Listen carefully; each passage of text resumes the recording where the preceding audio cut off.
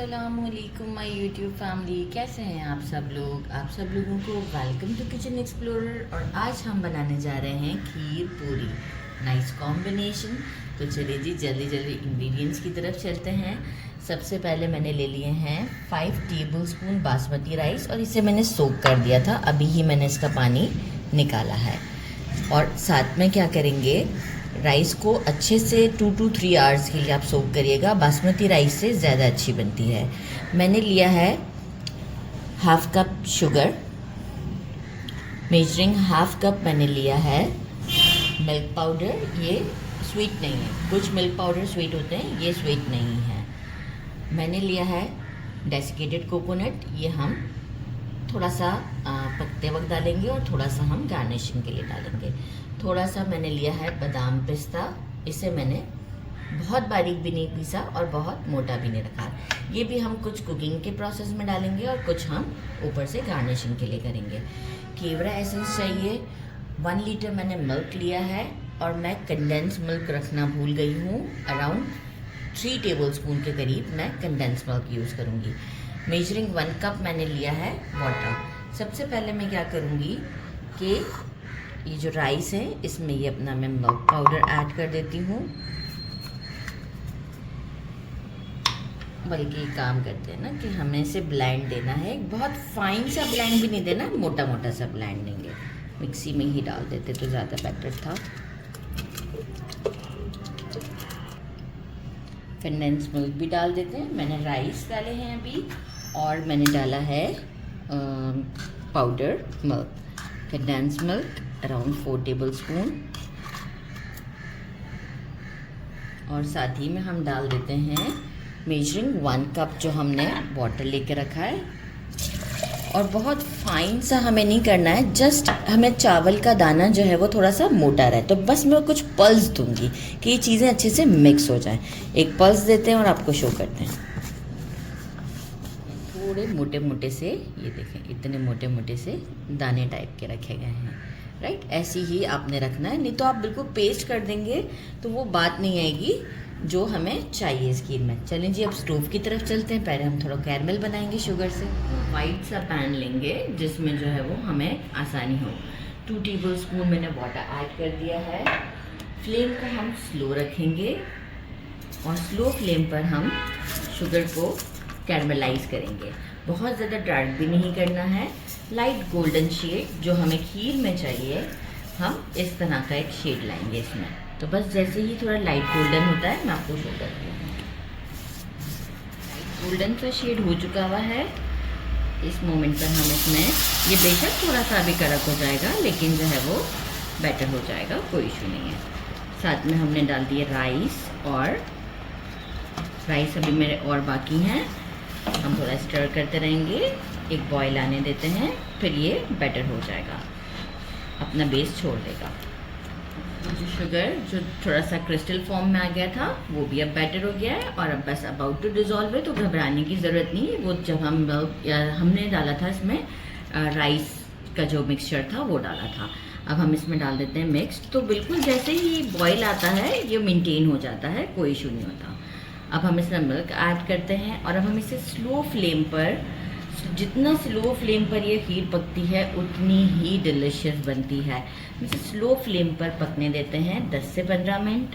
और कंटिन्यूस हम क्या करेंगे, चलते फिरते, ऐसे नहीं कि हमने इसके पास ही खड़े रहना है।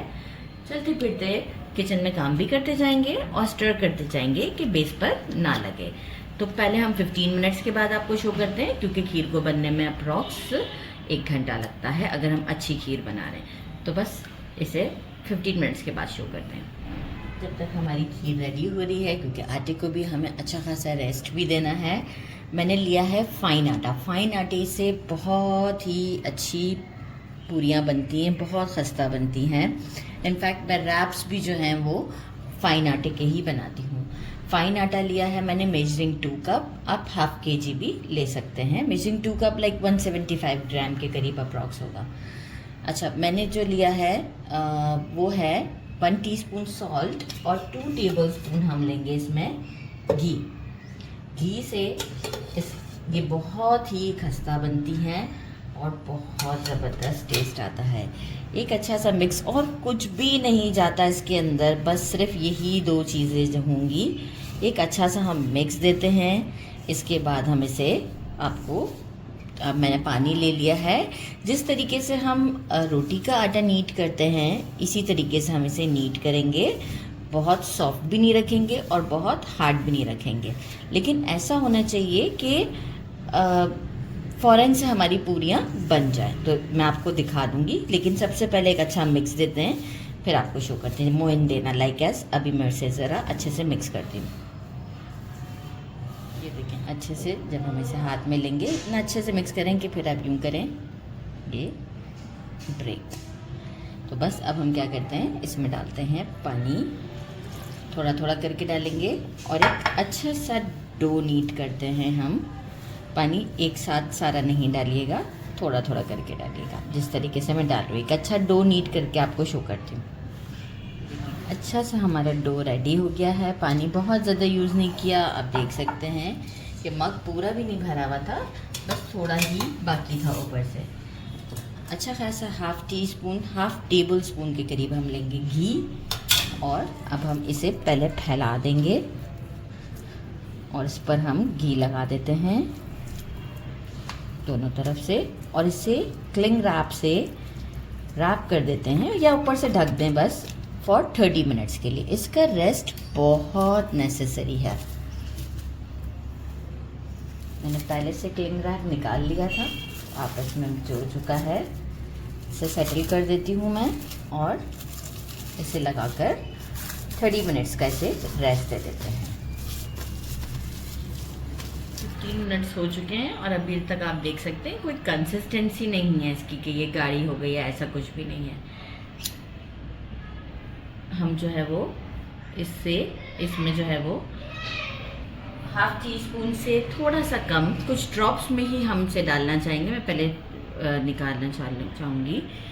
लाइक हाफ़ टी स्पून से भी कम है खेवड़ा एसेंस डालते हैं। बहुत ज़्यादा नहीं डाल दीजिएगा, बहुत हैवी खुशबू हो जाती है। साथ ही में हम डाल देते हैं थोड़े से बादाम पिस्ते। अच्छा, ना ही मैंने इसे बॉईल किया था, कुछ भी नहीं किया था। थोड़े से हम बादाम पिस्ते, अंदर एक लुक अच्छा आ जाएगा, और थोड़ा सा डेसिकेटेड कोकोनट। इससे फ्लेवर बहुत अच्छा आता है खीर का। अब हम क्या करेंगे, 30 मिनट्स के लिए इसे कुक करते हैं। टाइम टू टाइम हम क्या करेंगे, स्टर करते रहेंगे और आपको आफ्टर 30 मिनट्स शो करते हैं। ये मैंने जो है वो 30 मिनट्स हो चुके हैं इसे। अब हम क्या, क्लिंग रैप को अभी फेंकना नहीं है, एक बार फिर से इसे नीट करते हैं। अब आप देखिए रेस्ट के बाद ये इसका स्ट्रक्चर, आप देखिए टेक्सचर कैसा स्मूथ हो गया हुआ है, एक शाइन सी आ गई है इसमें। एक अच्छा सा नीट करते हैं और बहुत ही रेस्ट के बाद ये फाइन आटे का आप लुक चेक करेंगे, आपको खुद ही आइडिया हो जाएगा कि कितना ज़बरदस्त हो जाता है। अब हम इसके बनाएंगे पेड़े। तो हम इसे पहले इक्वल करेंगे और फिर पेड़े किस तरीके से बनाने ये भी मैं आपको शो करती हूँ। ये देखें, हम इसको ले आते हैं, काउंटर हमारा क्लीन होना चाहिए। पहले हम रोल करते हैं,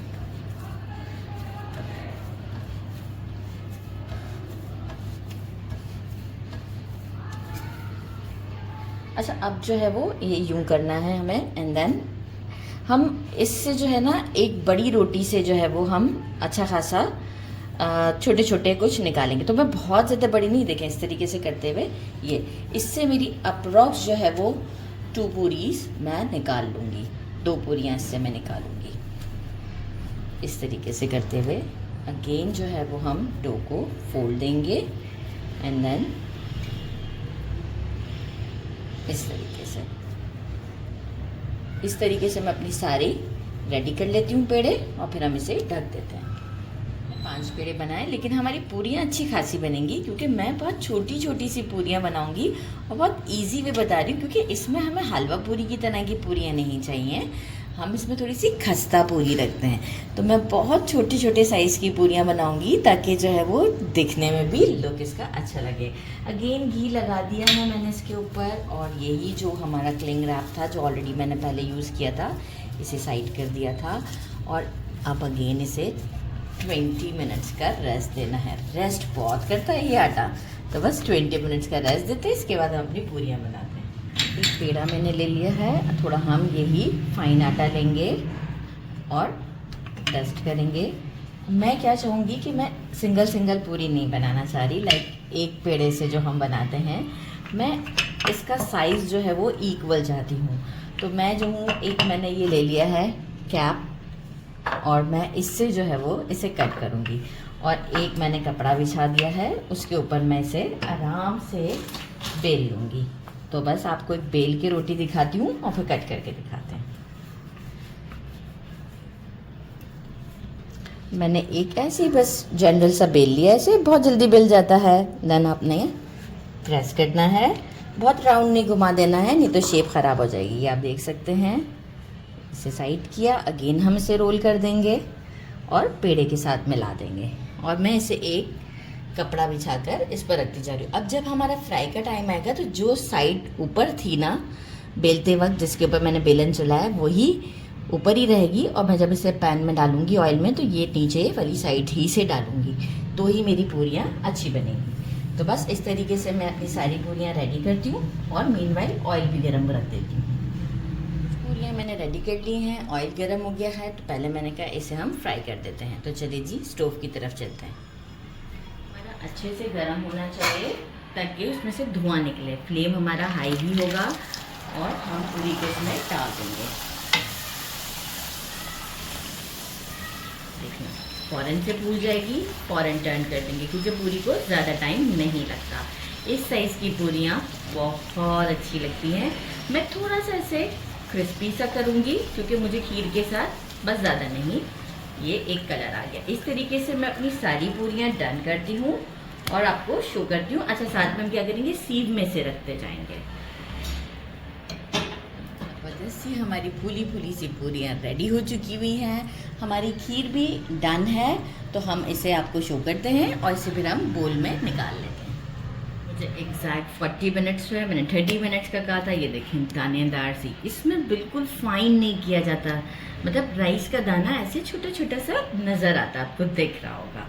तो ये खीर इसी तरीके की पूरी के साथ हमें टेस्टी लगती है।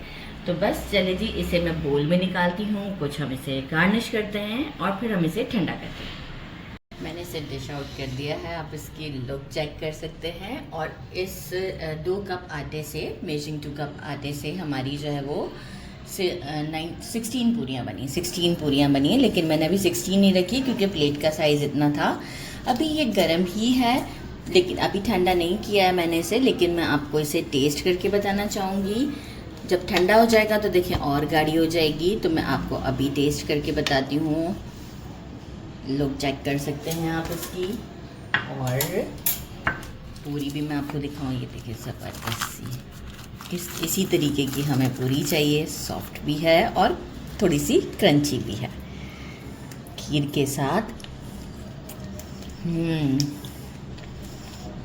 खीर पूरी का मज़ा अलग ही है। ये जो राइस दानेदार है ना इसमें, और जब ठंडी हो जाएगी ना तो ये बहुत ही डिलीशियस लगेगी।